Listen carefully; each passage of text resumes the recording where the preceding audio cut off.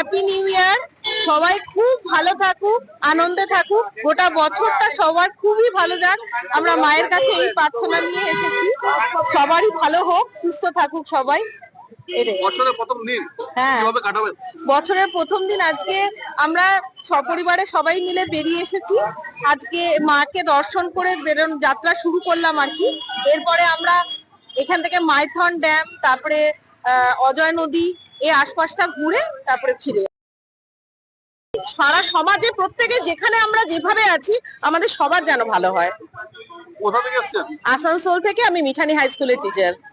আজকে তো নতুন বছর, কিভাবে কাটাবেন বছরের প্রথম দিন? আজকে আমরা খুব আনন্দ করব। আমার দিদি এসেছে, দিদির মেয়ে বাবু, ও 9-এ পড়ে। আমরা সবাই মিলে খুব আনন্দ করব। মাইথন যাব, হনুমান মন্দির যাব, মায়ের দর্শন তো করেইছি।